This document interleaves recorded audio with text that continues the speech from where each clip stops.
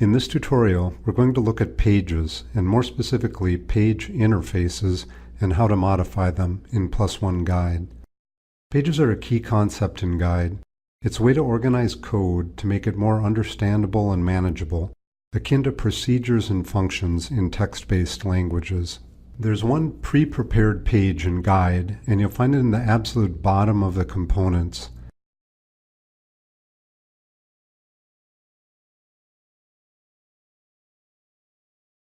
Drag it into your program and you'll see that it has 2 input entry points and 2 output entry points. There's 1 bus input and 1 bus output as indicated by the thick lines, and 1 input and output signal or wire, which are the thin lines.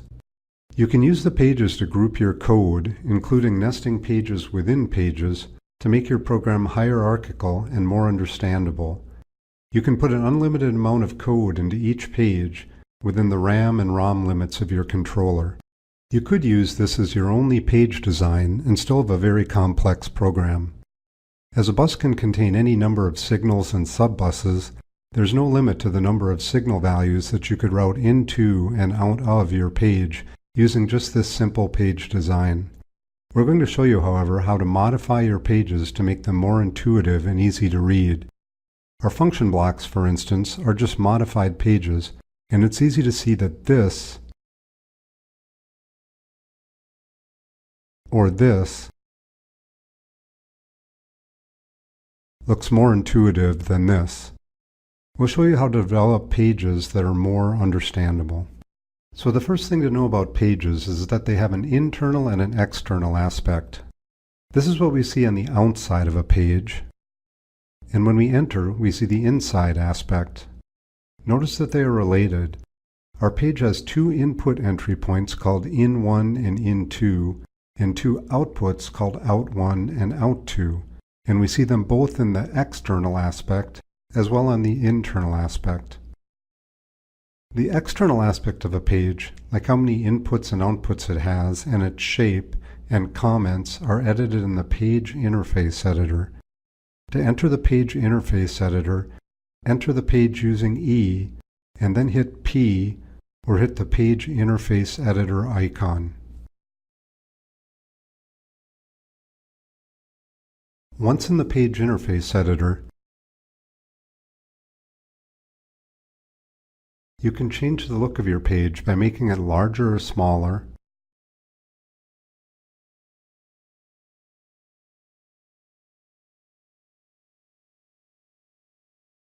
by adding design elements like lines, curves, or circles,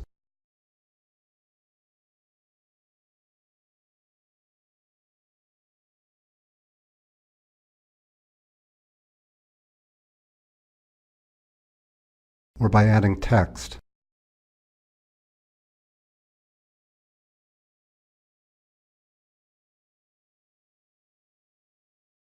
The thing to remember is that these changes are purely cosmetic. These changes change the look of the page, but it doesn't change its function. You can also add, delete, or change the names of ports and entries. In contrast to graphic elements and comments, this is not cosmetic. The names of the entries in the page interface have to match the names of the ports inside the page, otherwise signals will not be passed correctly.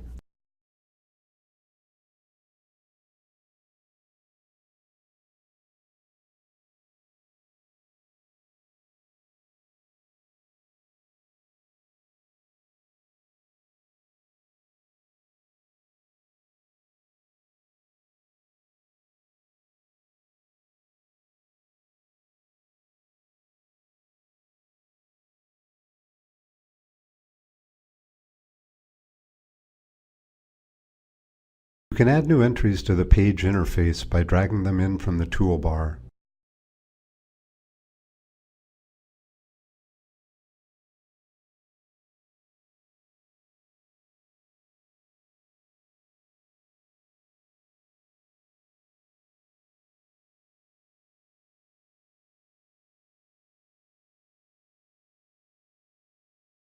Change the name by doing a Q or query on them.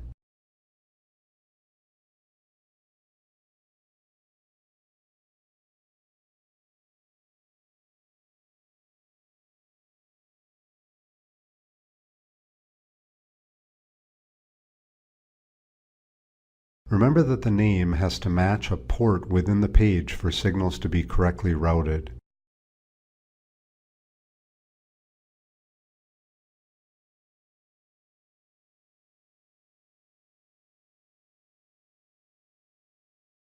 We've now added the entry, but it's dangling outside of the page, which would make it difficult for someone to know where and what to attach it to.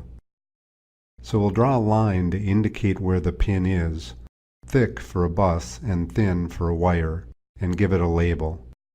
Remember though that the lines and text are cosmetic. What counts are the ports and entry names.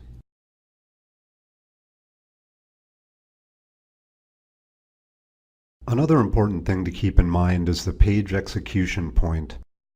Remember that all code inside a page is executed before your application moves on to the next page or component, similar to the way a function call would behave in a text-based language.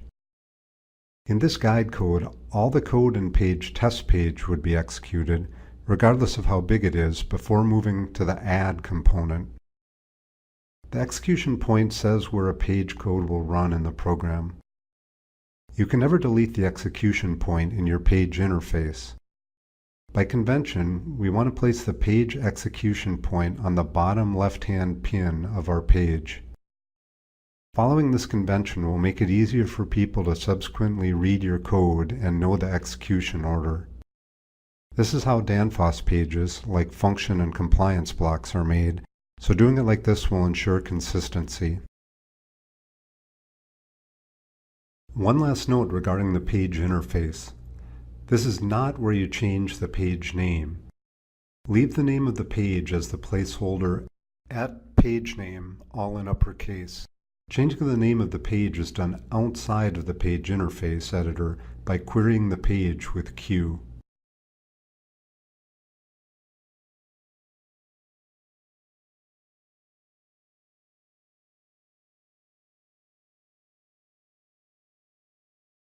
Once you've got your page set up like you want, there's a good chance you want to use it again in subsequent projects.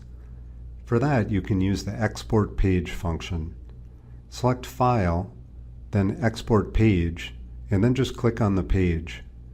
If you want it to show up in the My Blocks tab, where you can easily access it for future use, you'll have to save it in a particular folder, which is My Documents/Danfoss/plus1/guide/myblocks/pages.